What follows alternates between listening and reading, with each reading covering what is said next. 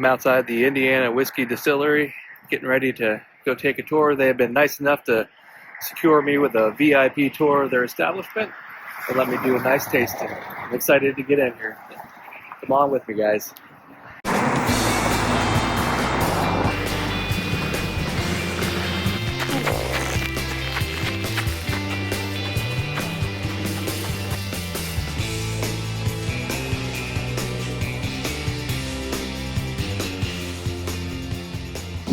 My name is Eric Klepper. I am one of the part owner here at Indiana Whiskey Company. I've been here going on 4 years, and dream job.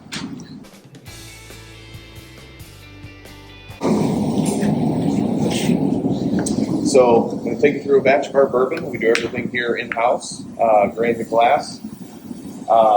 Whenever you're drinking an alcoholic beverage, kind of comes from fermented sugars. Sugars come from kind of differentiate what you're drinking. So like tequila is from agave plant. You got rum, it's sugarcane or molasses. Vodka is made a shoe, and vodka anything.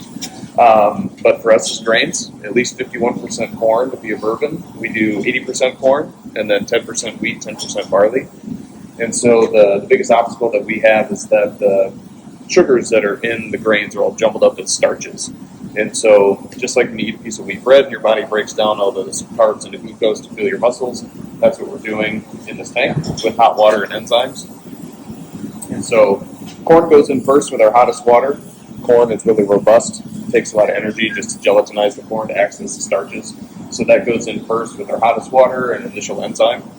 And the first enzyme that we use is actually really similar to what's in your saliva to start breaking down food.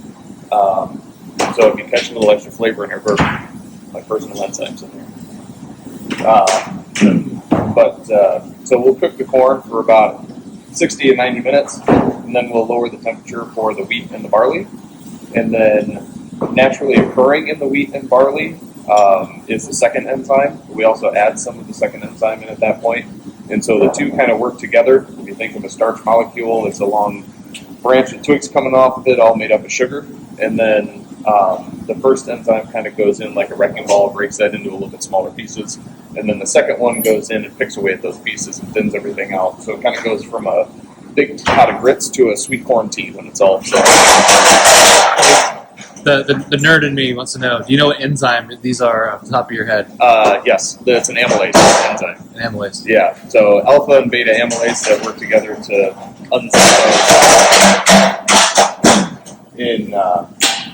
so we'll cook all the grains together for about 45 minutes, 60 minutes, and then we'll turn the agitator off and just let it sit and let it rest.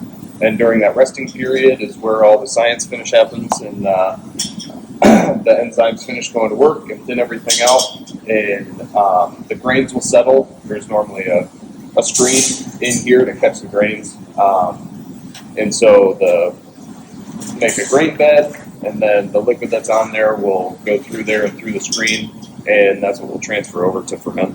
And so the outlet down there is below the screen. That's where we go. And then so once all the liquid is out of there, we're left with our spent grain here, and that turns into everybody's favorite job in the distillery of scraping the spent grain out of the mash tun.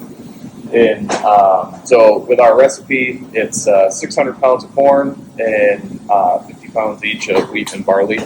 So we got 700 pounds of grain in there that has to come out. And we kind of have an inside joke here. People are like, oh, you work at a distillery, that's got to be the best job in the world. Just drink whiskey all day.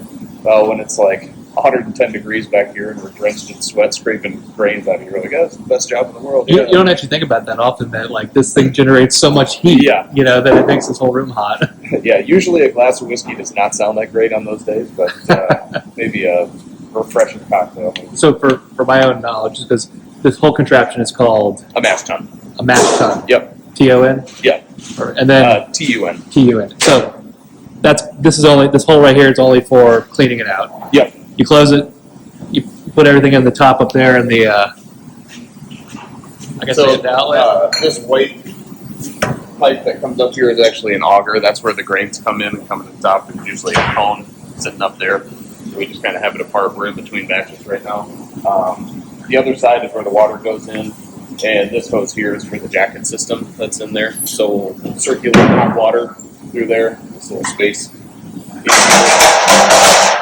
circulate through there.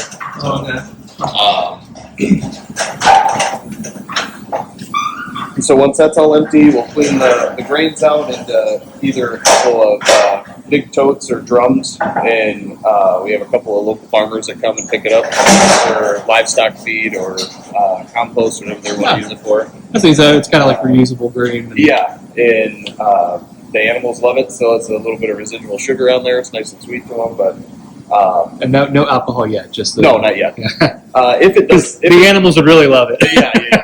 If it does sit for too long, it can naturally ferment a little bit, but you're not going to get. It's not going to be super potent. So we'll clean that out. That takes us over to here. How long does this whole process take? Yeah, from start to finish. About 4 or 5 hours. Yeah, until we're transferred over.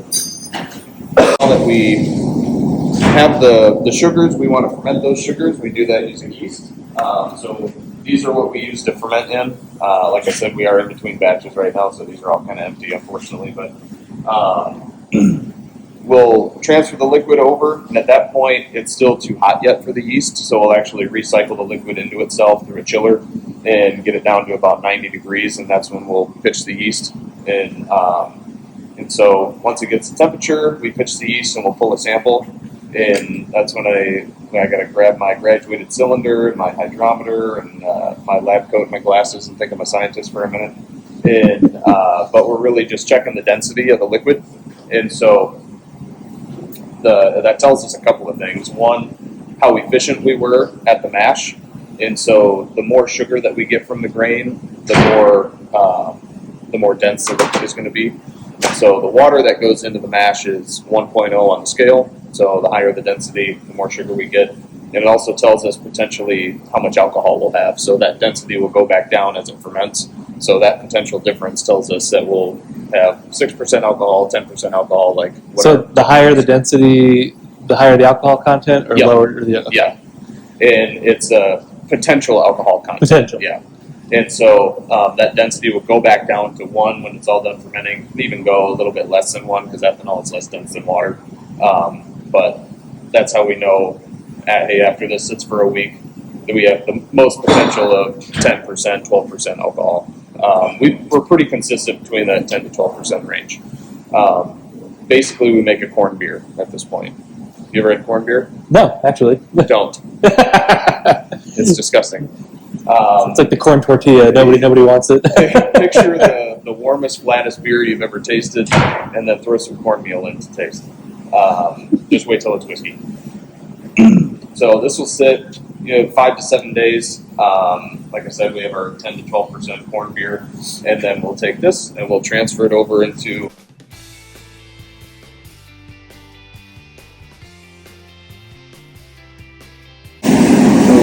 Charles Florence is the gentleman that founded this place. He's a retired Army captain. He did a couple of tours in Iraq and then was getting ready to deploy again. He was actually diagnosed with Guillain-Barré syndrome. I don't know if you're familiar. I am. So I had a lot of rehab to go through. His undergrad was in biochem, and he enjoyed drinking some whiskey, but he actually found a lot of rehab for making whiskey, and which I say is better than drinking whiskey for rehab. But there might have been a little bit of that. So when he was going through the MBA program at Notre Dame, kind of was the inception of this place. He actually designed this still. It was custom made for us right here in South Bend. We got his original drawing blown up on the wall there. He was out at a bar with his buddies and said, I can design a whiskey still. Looks pretty close to the end product here, but took that to a metal fab company here in town. They made it out of a literal ton of copper, which is good for a couple of reasons. So it is open flame, so that's called the fire brick.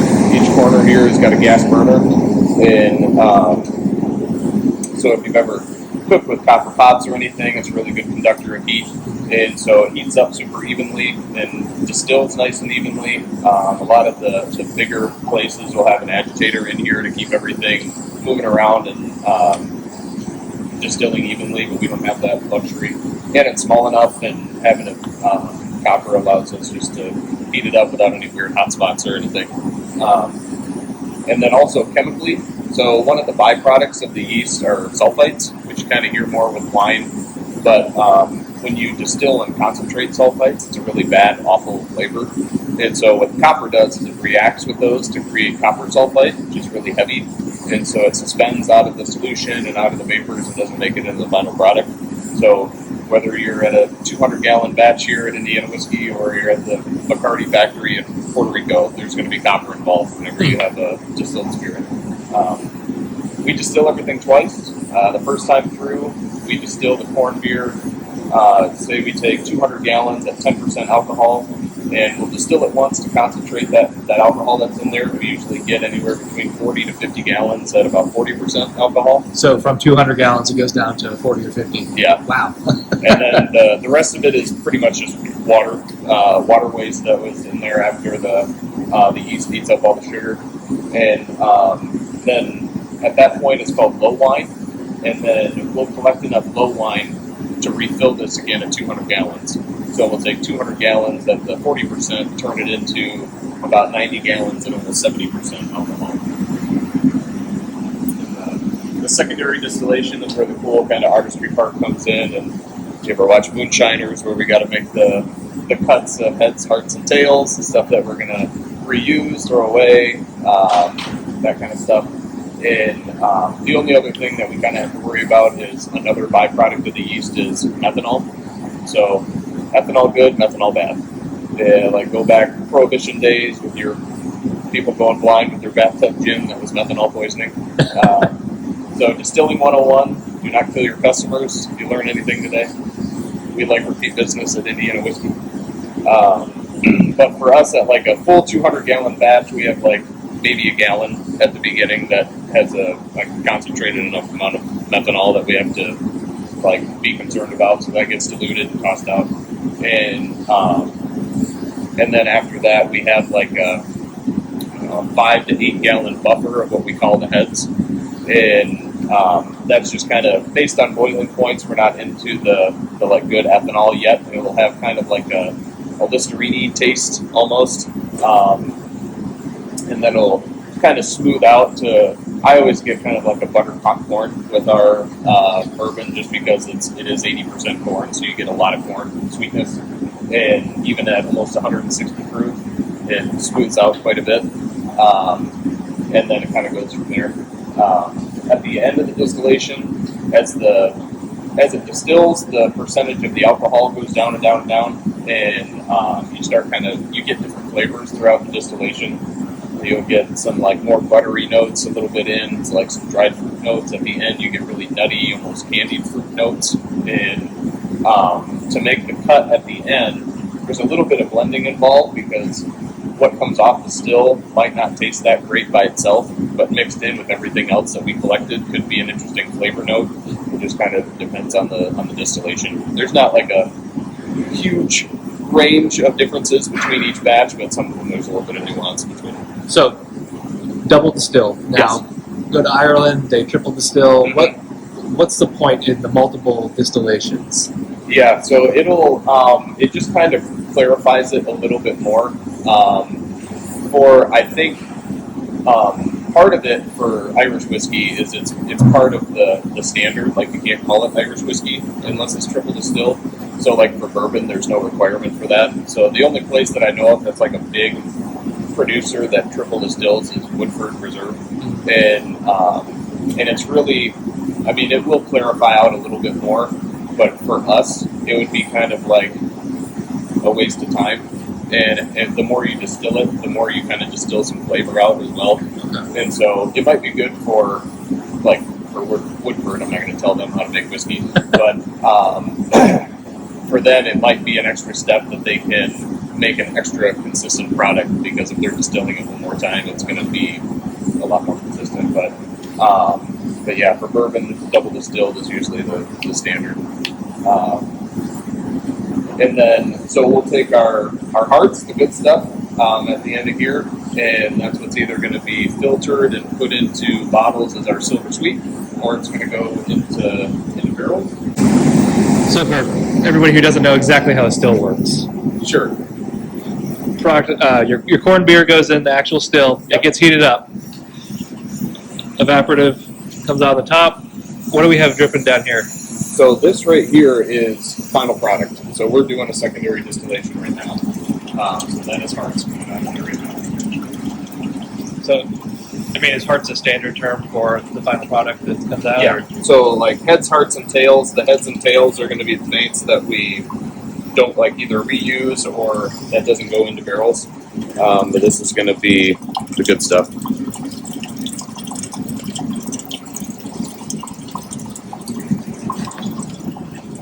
That's probably at.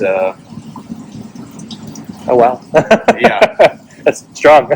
That's probably at 138 proof right now.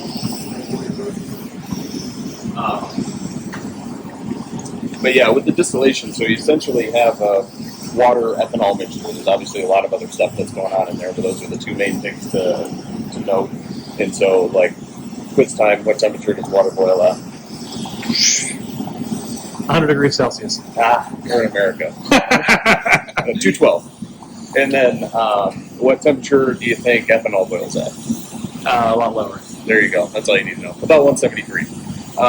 And so as this heats up, the ethanol vaporizes before the water, and that's what goes up. The vapors cool and condense and come back down, leaving the water behind.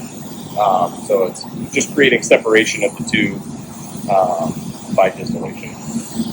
I can tell you that the boiling points of anesthetic gases that have so low boiling points that when they come out of the vaporizer and they touch your anesthesia cart, they immediately boil off into the air. Funny enough, alcohol though is beyond me. Sevoflurane, desflurane, all the other good ones. I would say might question you if you're using some alcohol to knock people out. People do that enough on their own. That's what the bourbon's for. Right. Yeah. So we'll take this. It goes into our barrel. So going down the checklist of what makes a whiskey a bourbon, it's got to be made in the United States. Don't let any Kentuckians tell you otherwise. That may have been where it started. It doesn't have to be made. I feel like half of the bourbon is made in Indiana and shipped elsewhere anyway. So. It's got to be at least 51% more. We actually can't distill it higher than 160 proof. That's like kind of a straight bourbon rule. Can't barrel it any higher than 125 proof. Got to be aged in a brand new charred American oak container.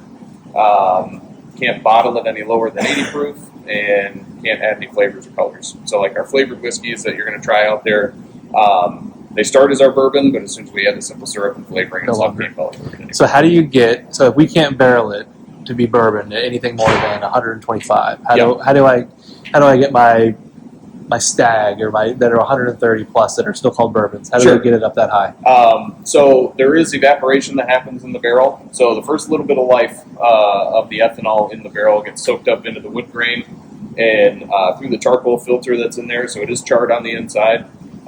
It's a little bit of a misconception on what the char really does, and it imparts more color than anything, and starts the breakdown process of the sugars in the wood. So it'll leach into the wood grain, and it'll pull the tannins out of the wood. And then what's great about oak is that it's watertight but not airtight. So it'll actually allow oxygen to flow in and out of the wood grain. And as it does that, the ethanol will oxidize with those tannins and break them down, and that's how you get all the complex flavors that you may or may not taste when you have a bourbon.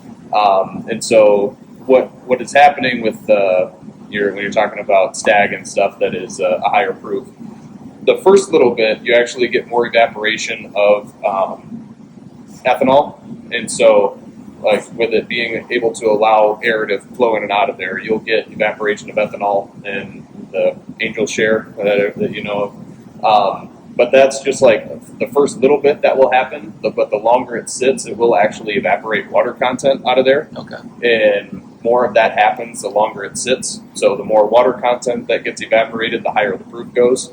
And so if you're pulling something, say like 4 to 5 year straight bourbon, you might even see the proof go down a little bit. But the longer that it sits, if you're having like an 18-year-old, 20-year-old bourbon or something like that, the proof is just going to keep going up as water evaporates. And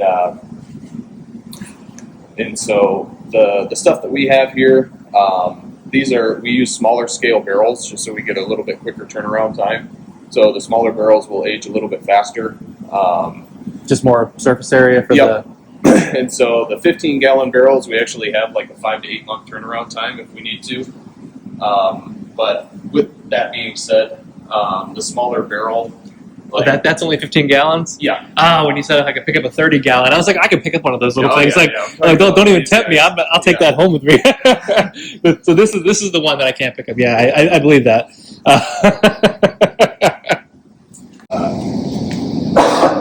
And so with the smaller ones, though, there actually is a little bit of a shelf life. Like I don't want to have a 15-gallon barrel sit too long because with it being so small, it can get almost over concentrated, and like it'll be like you're chewing on oak bark at that point instead of like having a complex whiskey. So that's also why, like as the tannins break down in the wood, like some of the flavors that you get out of a 10-year-old bourbon, like literally take 10 years to show up.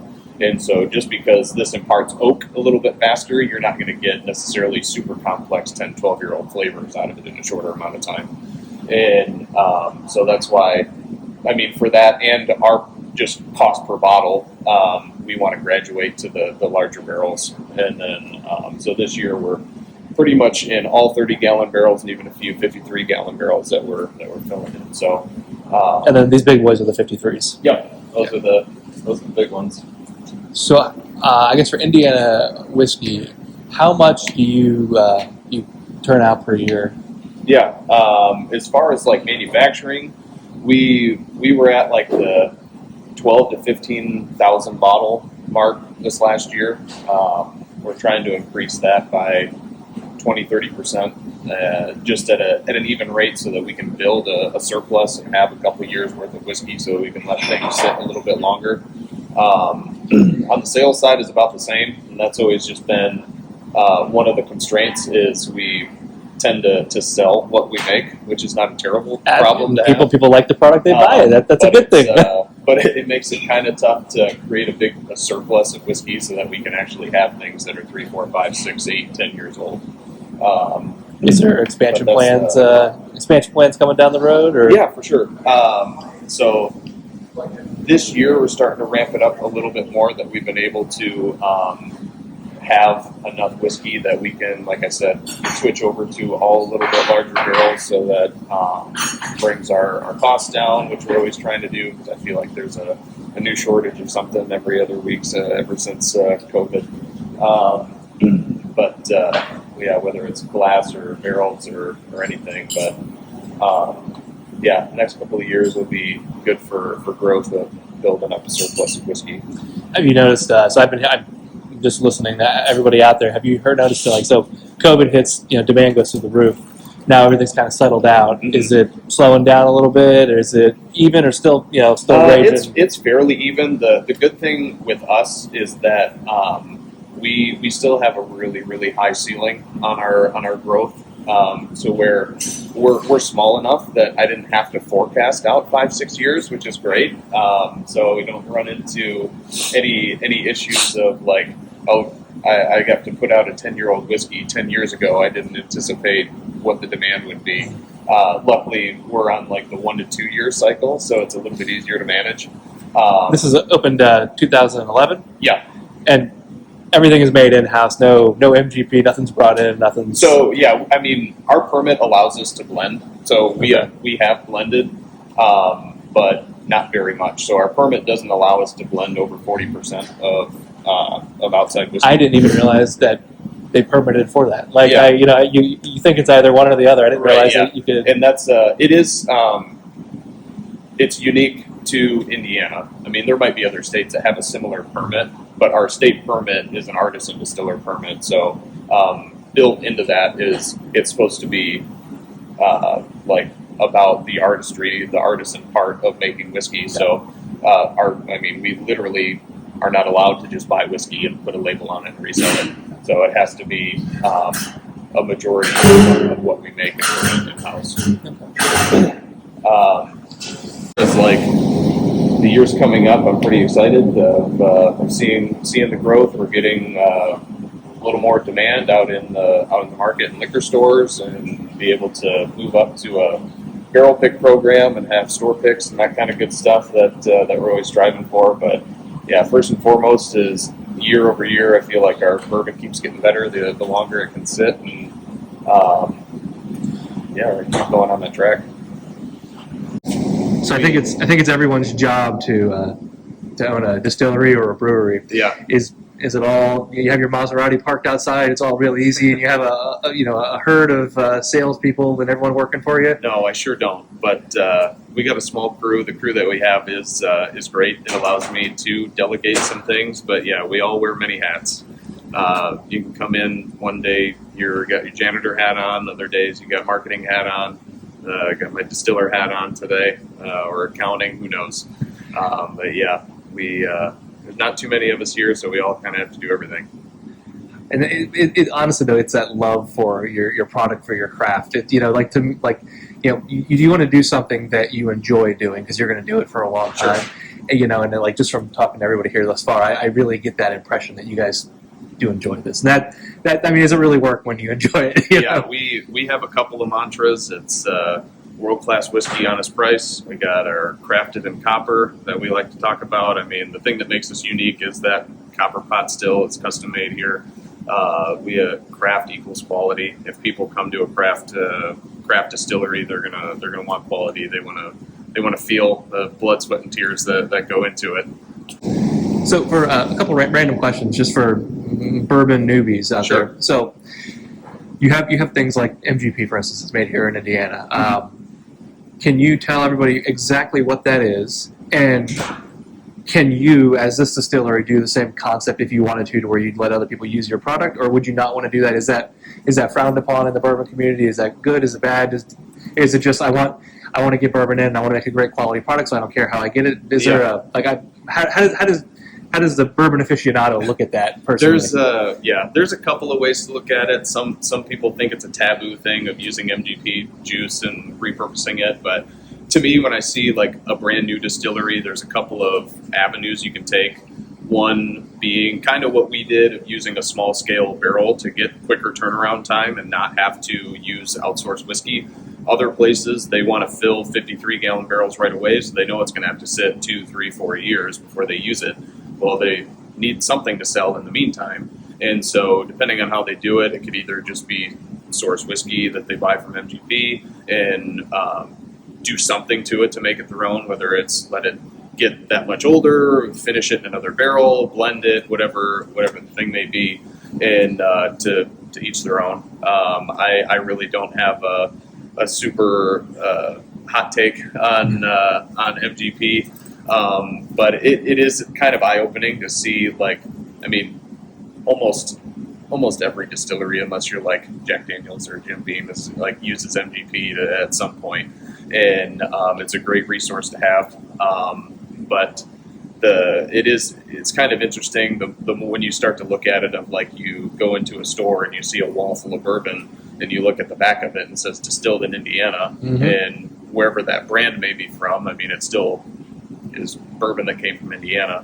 And some people just like have the idea of like, oh, it's MGP just like repurposed, and that doesn't mean that it doesn't taste good. I mean, they make really good whiskey, or else they wouldn't be in business, or they wouldn't be a thing if it's not good whiskey. But it's just like kind of looking through the marketing of stuff.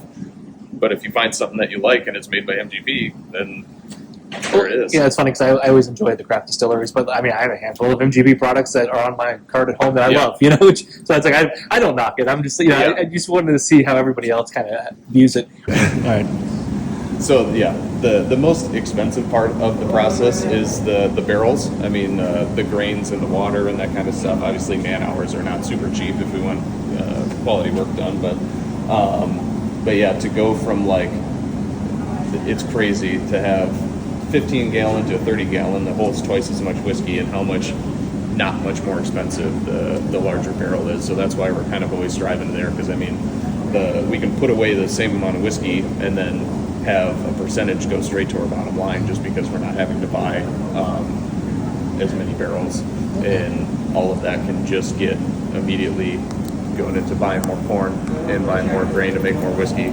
And for a bourbon standard, you can use these once. Correct. Yep. What do you do with them afterward?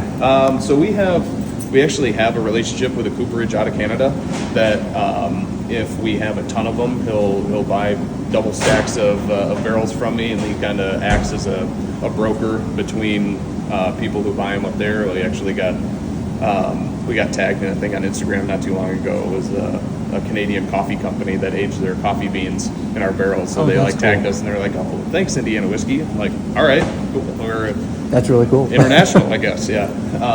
But yeah, we've got customers will buy them. The 15-gallon make a great end table size. The 30-gallon is a good dining table size. But we've had a few local breweries, wineries buy them from us, and we've had a few collaboration projects that were pretty cool that we'll give some barrels to breweries or wineries, and then they age a beer or wine in it. They give us the barrel back, and we'll do a beer barrel finish, a wine barrel finish. One of our farmers does his own honey, and so took a barrel, did barrel-aged honey, gave us the barrel back, and a honey barrel finish bourbon that we did. Those were all really popular.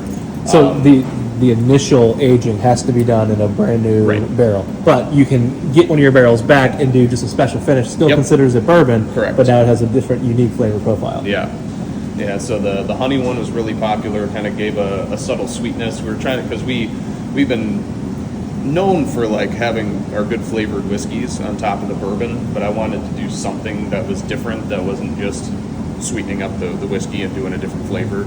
And so the barrel finishes were a good remedy for that. The honey barrel, the beer barrel. The beer barrel we did with Studebaker Brewing Company here in town, and they actually bought some to have at the Tippecanoe Place restaurant to have there. So they make their old fashions with. And then Iron Hand Winery here in town did a couple of barrels where they aged a Cab Franc in there, and it turned out really good. Very cool. So you talked about barrel picks earlier. You'd love to do barrel picks in the future. Yeah. So for everybody that doesn't know what a barrel pick is that I come in here, I sample a bunch of barrels, and I can take it home with me? You bottle it up, you send it to a store, you bottle it up, I get to buy it. What exactly is a barrel pick? And so what's the process? What would you like to see? When I mentioned barrel pick, it was more at the retail level that we can have samples from a few batches, and they'll give feedback and say, I really like this single barrel, and so they'll buy the entire barrel, and then it sits usually at a nice front and center place in the store that has a little special label on it that it was picked for that store. But we just need to get to a place where we've got a good inventory of matured whiskey before we start doing that. Just with the age and volume that we have is not super enticing yet. But so legally, I actually don't know. Yeah. Are customers allowed to come in and do a barrel pick and say, I tasted these 4, I really enjoy it, I want to buy that one? Yeah. And can I do that? And if I do that, you allow me to do that, do you send it to a store that I have to then buy it from, or can you give it to me directly from here? Yeah, so you actually could buy it just through the retail. Don't quote me, but I don't think there is a volume limit that we can sell to a customer in packaged products. I can't legally just sell you a barrel that you take with you. I live in Georgia. Do you think TSA will cut me off at 2 liters or 3 gallons? Yeah, Georgia's not on the short list of places we can ship either, so that makes it kind of tough. But yeah, we've done barrel picks for nonprofits to do for fundraisers and stuff that they'll do custom label projects, and that they do for donation gifts and whatnot. So that's usually pretty fun. But yeah, we can do it here at the store level, at the retail level, but to break into, once you start getting store picks at the retail level, it's kind of like an elevated pool of stuff that you're picking from, and whether the store owner really wants to do that or not. So for my own knowledge here, you have this was a 15-gallon? Yep. How many bottles of bourbon come out of this? Usually between 90 to 100 at 45%. Okay. And then for your 30 gallons? Yeah, you can usually double it, maybe minus a couple, depending on how old it is, how much evaporation has happened. Yeah, usually 180 to 200 bottles out of a 30-gallon. And then your big 52 gallons, or? Yeah, usually like to see about 250 to 300. So what about the weather here in Indiana? Do you Yeah. have to have this heated to a certain? Do you just let the elements do their thing? Is it good or bad that it gets cold or hot in here? Is it, or does that just add to like your unique flavor profile? No, it's great. So either size of the barrels, we like to have them see at least a year to see all 4 seasons and get that temperature fluctuation back here. Right now, it's a little bit cold and dry. In the summertime, it's really hot and humid back here, and so that temperature swing is really good for it. When you hear of like the bigger distilleries that rotate their barrels and whatnot, they're talking like at Jim Beam where they got an 8-story rack house that they're rotating barrels from like the top floor to the bottom floor so that the barrels at the top are going to age a little bit quicker with all the heat that rises if it's not a climate controlled one. For us, the barrels that are a foot and a half away from the other one are going to age totally different. So we don't have to do that a lot. But it is good to see all 4 seasons, and then there's days where like it's cold back here, but we got the still running, so it kind of heats it up a little bit more. So it kind of throws a wrench into it a little bit. It's good for exercising the whiskey. Random question: an incredibly long cool season here in Indiana versus an incredibly long hot season. What would generate a better tasting bourbon? Or does that matter? Yeah, it doesn't really. It does matter. As far as like better tasting, that would be very subjective. The only thing is it's gonna age a little bit quicker the longer it sits in the hot and humid weather, and so yeah, the only thing you're gonna get is a little more oak imparted onto it faster if it's in hot and humid longer than not. But as far as like tasting better, I always tell people how subjective whiskey tasting is. That older doesn't mean better. It's up to you. It's what you taste. Because a lot of people ask me like, "Am I supposed to taste something or whatever?" I'm like, "No, you taste what you taste." And my favorite thing, a bit of advice to people, if you're ever like slightly intimidated or anything, if you're around other people that are supposed to know a bunch about whiskey, take a sip and make up a flavor.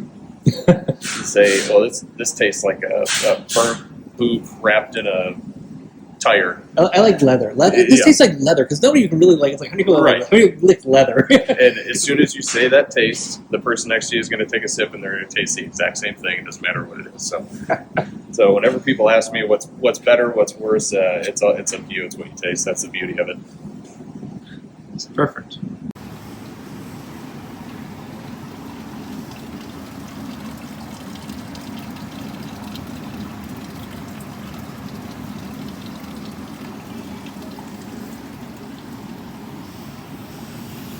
We kind of call it a Midwest tequila. You almost get a little bit of hint of tequila on the nose. And this is what we had coming out of the distillery. Yep.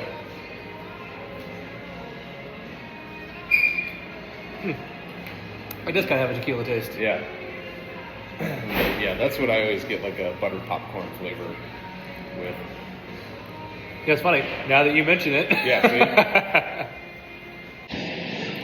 It is what it is. Not my flavor profile, but some people come in. It's a little bit of a niche thing. If people like the moonshine type I've seen them selling that recently in like stores and stuff like that. Which I like. Honestly, this is the first of it I've tried. So it's a pretty traditional taste when you think of like moonshine, but it is proof down. It's not supposed to be like burn your face off. And this is the Just Whiskey Bourbon. Yep.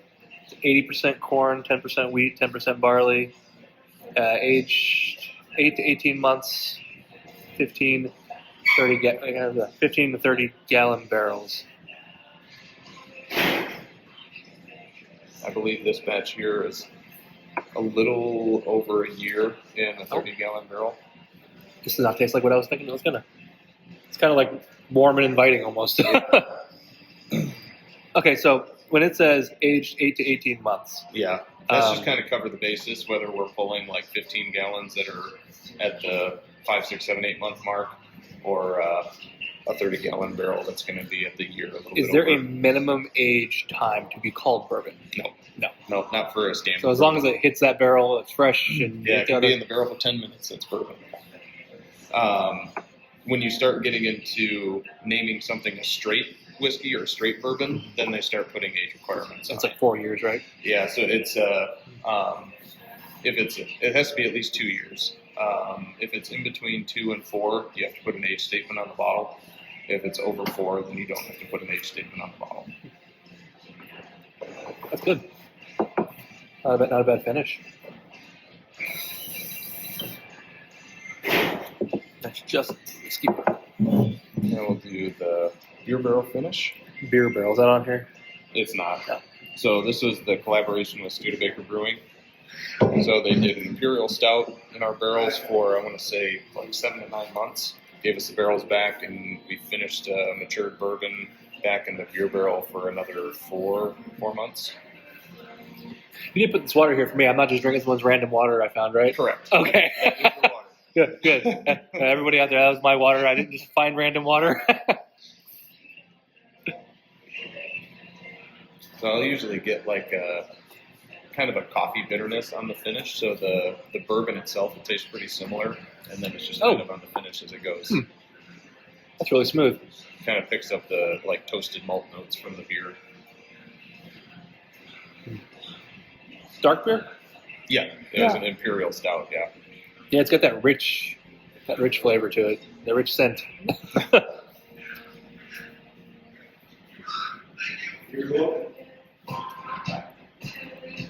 Wow, because it's funny because like when you take that sip, How's it going? Good. you know, it kind of hits you in the beginning, but then it like mellows out really, really fast, which is really nice. That's what Studebaker Brewing. Yep.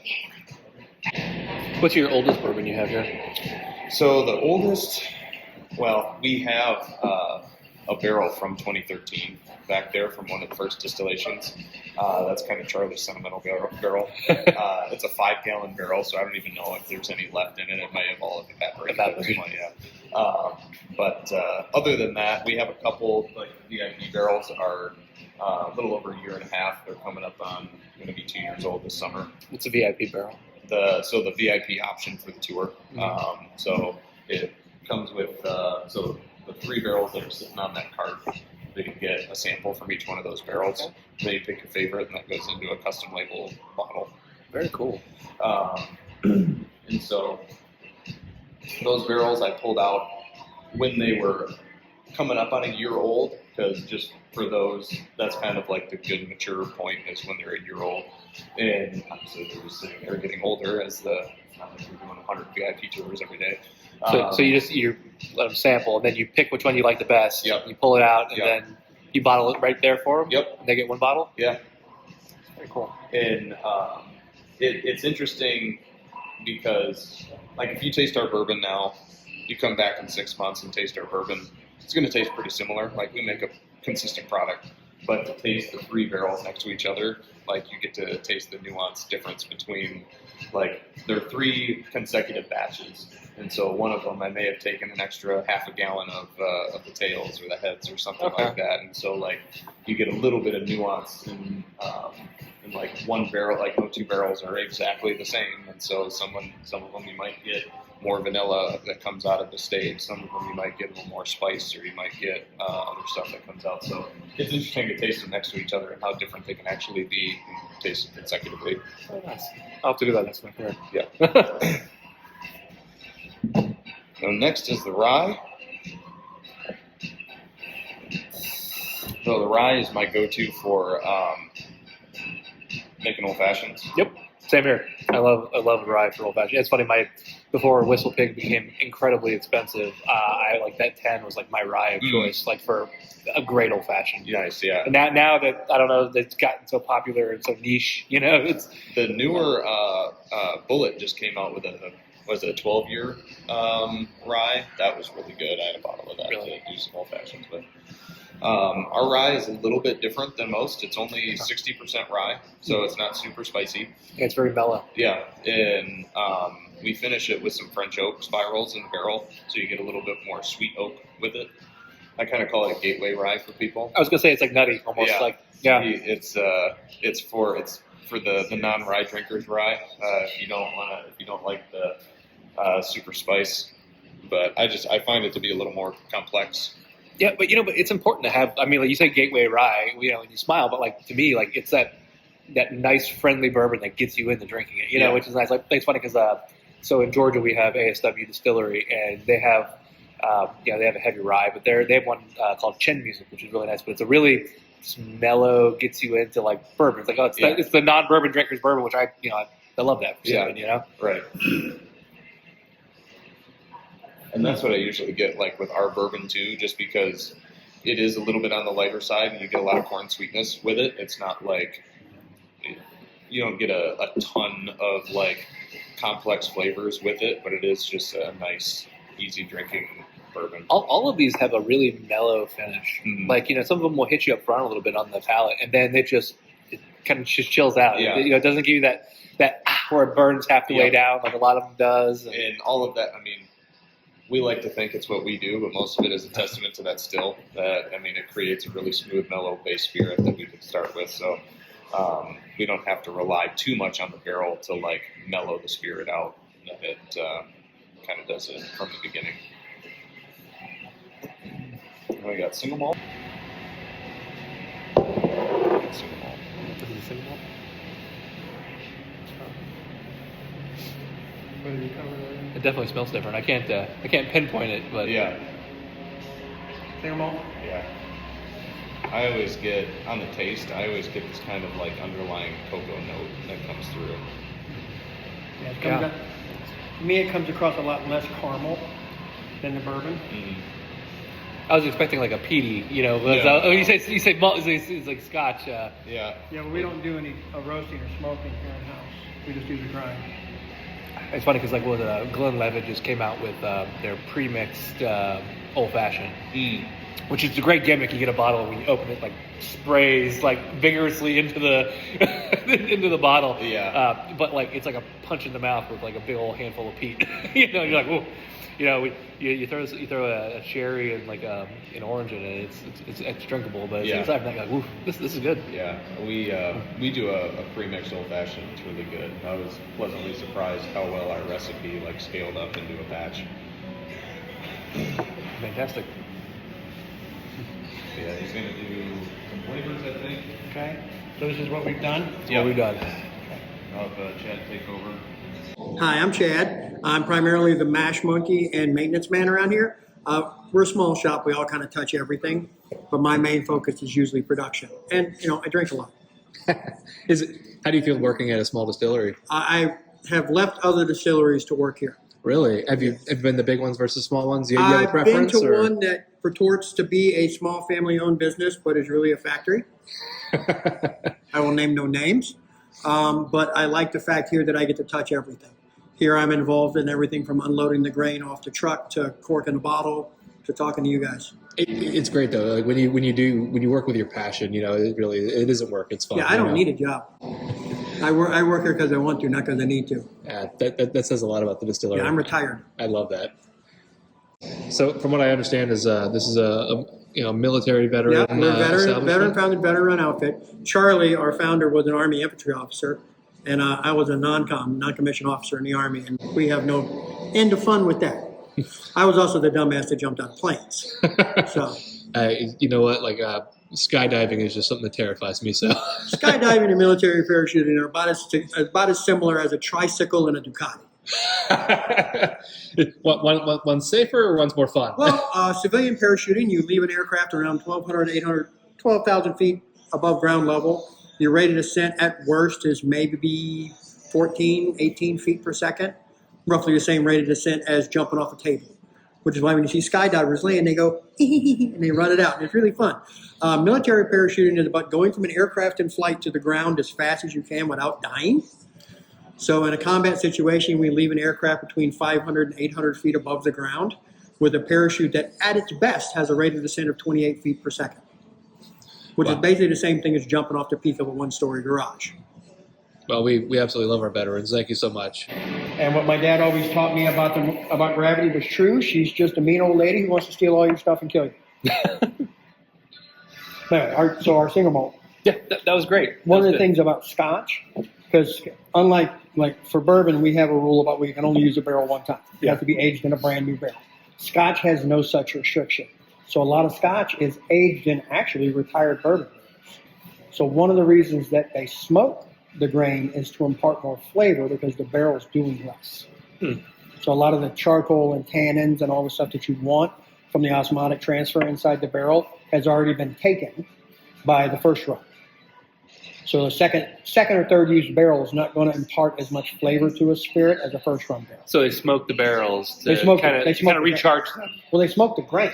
So malting is, I heard you guys talking earlier about alpha and beta amylase and the different way the sugars are broken down. So we as mammals digestive tract, so we have those amylates to break down those sugars. Beta amylates we don't make, which is why we have to depend on the grain to do it. So you've heard the term malting. Mm-hmm. You don't understand what that is? Explain it. So malting is, so a grain is really just a life support system for a baby plant. It's a small fertilized seed, a gemone, inside there wrapped around a bunch of carbs, complex sugars folded up. And what happens when it's told to live is it starts releasing enzymes to break those complex sugars, carbohydrates, and starches into simpler sugars that the baby plant can use. So what malting is you trick a grain, you're going to be a baby, go. And it starts doing the process of beginning to release those amylates to break down those sugars, and then we stop the process. Usually it's done with heat and oxygen deprivation. In rare cases, it's done with radiation. We don't use any irradiated grain. I don't think anybody does, but it does get done that way. So when they do a peat smoking, what they do is, like a Scotch distillery, they'll lay the peach out on the floor, and it's a two-tier system. They got the grain floor here and the peating floor down here. And they'll start a good fire to give heat and stuff to convince the grain to germinate. And it'll start to germinate. It won't go as far as sprouting, but it'll begin the process. And then they put more peat on the fire and get more smoke. And that smoke still imparts heat, but also chokes off the oxygen process of the malting and stops the germination process. Wow. So that's what malting a grain is. Malting a grain is just basically using the internal mechanisms of the grain to begin breaking down the carbohydrates with beta amylates, because we don't make those. So when I see malted Scotch, that's everything we just talked about. Yeah. So I honestly had no clue about that. Yeah. That's fantastic. So all of the barley and wheat we use here is a malted grain. We don't use a malted corn because there's really no purpose to malt the corn. It's so high in other simpler sugars and carbs that we don't need to. We can break that out with alpha amylates, and we already get that ground. But the wheat, the barley that we get here are whole germ-on grains, so we have to do all the grind and everything in-house. So my breakdown on the flavors is the Confessions of a Chocoholic, the milk chocolate, is primarily going to be our bourbon with a milk chocolate middle and tail. It doesn't come on real heavy, but it comes on pretty smooth at the back. And then, like our bourbon flavor profile already is kind of a smooth ramp. It's not real jaggy and sharp, and it doesn't have a big cliff on the back side. So it kind of comes on even, warms up, and then tapers off. And that taper is where the milk chocolate really shows up. The Breakfast of Degenerates is the maple. It's still not terribly sweet. I'm looking for something, for one, I absolutely want to try that chocolate. I'm looking for something that I also do an infusion series where I infuse shit and I want to infuse bacon into something. The maple is probably the good one. I see that maple. There is a fella I know who's come and bought a case here just to do hams. Oh, wow. He's like soaked in glazed hams and then a reduction of this and pepper. And it was really good. He brought some here to the shop. My wife doesn't know that because it never made it home. So like I say, the milk chocolate's probably the most mild flavor. The Breakfast of Degenerates is the maple, and probably one of our most popular flavors, partly because it's really good and partly because the name is fun. It is one of the ones in distribution. People see this in a liquor store and they go, Breakfast of Degenerates. Steve's an asshole. He needs this. The Hoosier Sweet Heat is the other one that's in distribution. It's cinnamon. So think Fireball, but with less regret. That's great. And I will say, if you want to try that, that's great. We'll do that one last because cinnamon as a flavor profile has bad habits. And then the one that's not in distribution right now, but is very popular, is the Peaches Be Crazy. She is probably actually the sweetest up front that we have. Peaches Be Crazy. So, the Chocoholics.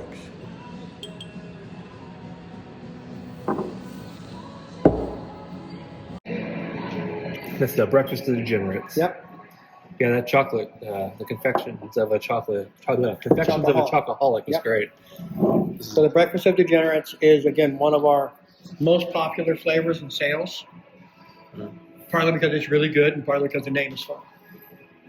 Oh, I get it's like a coffee.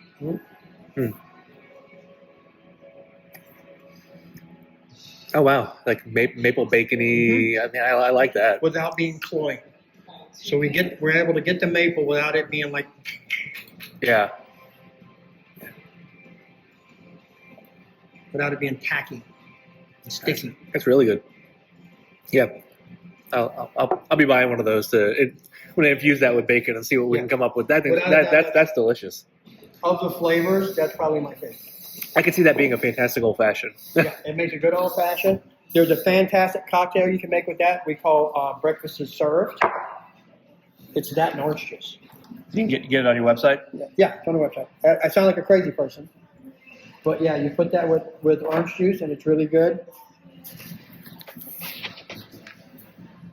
Hoosiers, sweet. There's also a little bit of the cinnamon whiskey in there. You want to try the peaches next? Just a taste of it. I'm not a big peach person. And she is. Same for the Fireball. She is super sweet.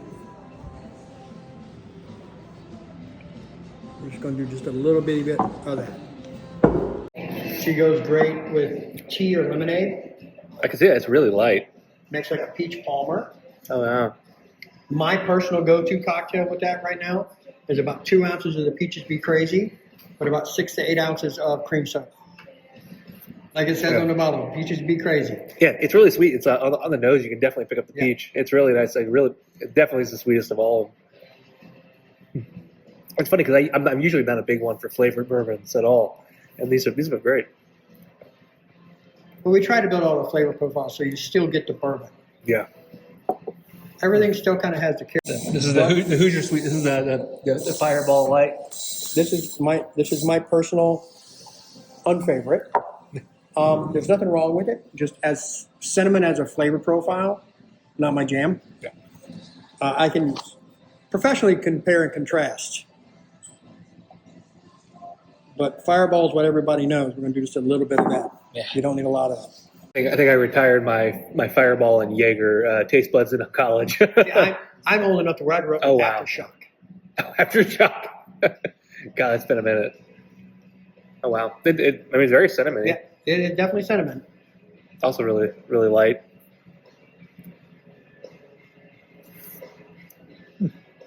Not bad. Yeah, it's not as syrupy. It's not as harsh as Fireball. Not as harsh. No. Not as harsh. I would drink that. I would drink this way before I drink Oh Fireball. yeah, like I was saying, it's Fireball without the regret. I've never drank a Fireball and not immediately gone, why'd I do that? Fireball without the regret. I like that. So, I myself, as a drinker, prefer stouts and porters and more beer soup, liquid bread stuff. I don't like IPAs personally because I know the history of hops and what they're for. They're meant to be a preservative. So India Pale Ales were developed so that beer that went on a sailing ship from England to India wouldn't go bad on the way. So it's to prevent spoilage. The fact that it has a flavor is a secondary effect. So to make a beer that concentrates very heavily on hops is a stylistic choice based upon a thing we don't need anymore because we have refrigeration. I had no idea about that. It's like eating dirt because your ancestors did. I don't want it. And again, I'm not trying to poo-poo anybody who likes it. It's not for me. I can't drink anything hoppy and not think like I should be on a sailing ship going around, through the Adriatic. I don't want to do this. This flavor profile is because I have to have it, not because you want it. Exactly. It had to be there, and you got used to it. It's not I seek this out, but now we seek it out, and it doesn't. I don't know. It's just weird to me.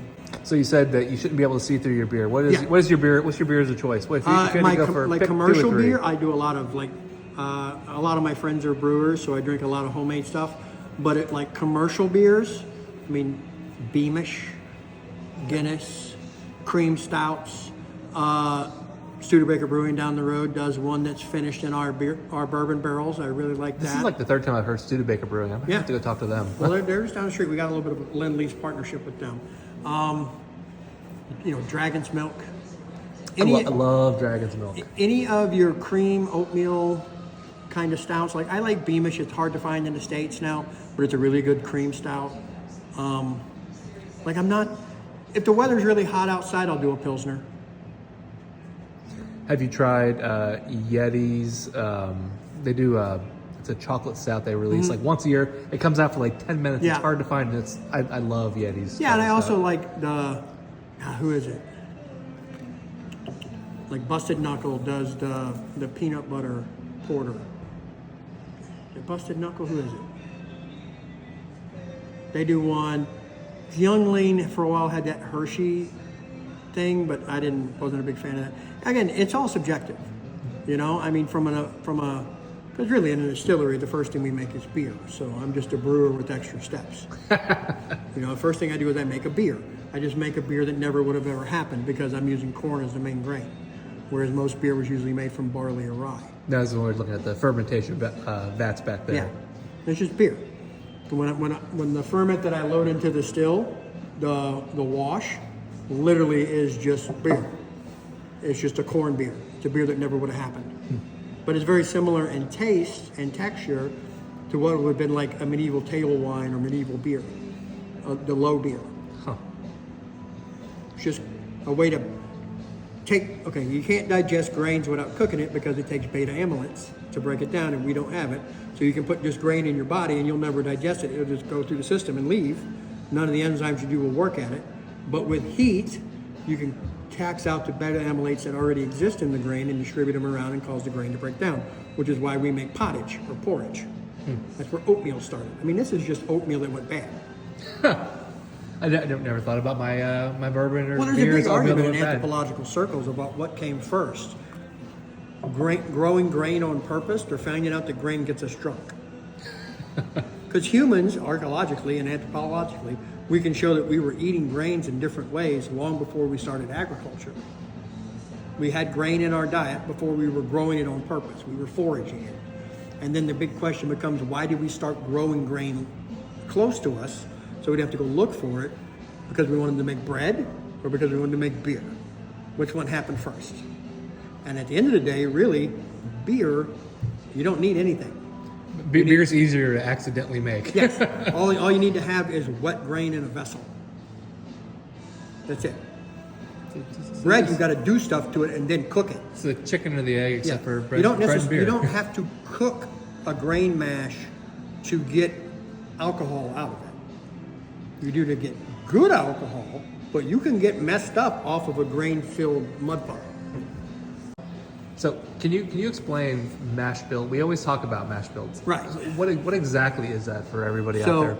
the mashing process is literally just taking the grain and with heat, water, which is a universal solvent, agitation, and some enzymes, breaking those carbohydrates down. It's basically, to put it in layman's terms, it's making a giant pot of porridge and then pulling the juice off of it and leaving the solids behind. The different grains that you use will give you different fusel oils, organic solids, and sugars. Each grain has a different slight flavor profile. So you can taste different outputs and the grain will have an effect on the final product. Also, grains have various amounts of different sugars in them. Some are higher in maltose, some are higher in dextrose, some when we do the corn, we do it at a very high temperature. We're running we put 185 degree water in there. We want to keep it above 160, 170 degrees. Before we put the wheat and the barley in, we lower that to 155, just because it's going to heat up when we put it in. But we don't want to cross that 170 magic number, because 170 is where tannins begin to break down out of the grain. And we don't want those tannins in the mash because the tannins are super, super bitter. So we want to cook the grain to break down the carbohydrates, which are really just, again, carbohydrates and starches are just sugar molecules that are atomically bonded and then folded. So, question about tannins. So everyone always talks about when, oh man, I don't drink this wine, it has too many tannins, it gives me a headache. Right. So, funny enough, I'm not going to name names, but I have a beer in my hometown that is good. It gives me an instant headache. Does this mean that they cooked it too hot and it broke the tannins down? It could be that. It could be they cooked it too hot. It could be the barrel aging process imparts tannins. We are pulling some tannins from the wood. Wood contains tannic acid, but it also contains a lot of carbon, which is what the charcoal is for. So the carbon kind of acts as a modulator and a warmer. All different woods also get different flavor profiles. That's why we do an American oak.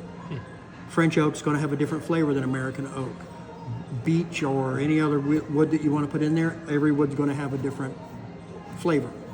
And there's variation between barrel to barrel, run to run. I mean, nature is variation.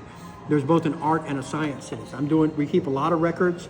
I do a lot of temperature control. I do a lot of stuff trying to get my, down to the milliliter measurements, but at the same time, there's also a lot of oopsies, or a lot of, yeah, that worked out really well. That was okay.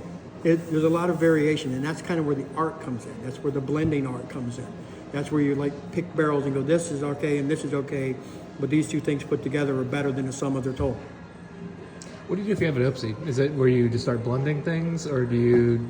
To be honest, we very rarely have oopsies. When I say an oopsie, it means it doesn't go as well as I would have wanted. I don't make as much conversion. I don't get as much ethanol out of a mash as I would hope. I don't get like sometimes a mash, there's a variation in my specific gravity between 1.06 to 1.09. And that 0.03 points doesn't sound like a whole lot, but it has an end effect on the ABV, or the alcohol by volume, of the wash, the beer, which has a knock-on effect on the primary distillation. It has a knock-on effect on the secondary distillation.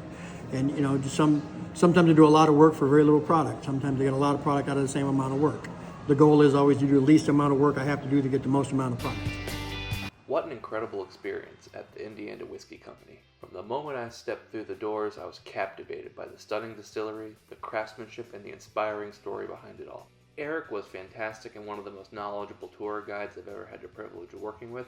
There truly wasn't a dull moment, but what really sets the experience apart was the people. It was amazing to see how everybody at the Indiana Whiskey Company worked together with such passion and camaraderie, sitting around, sharing stories about malting, distilling, their military service. It felt less like a tour and more like connecting with friends who love what they do. I'm so thankful for how accommodating the team was and for the unforgettable experience they gave me. And if you enjoyed this behind the scenes tour, don't forget to subscribe to this page.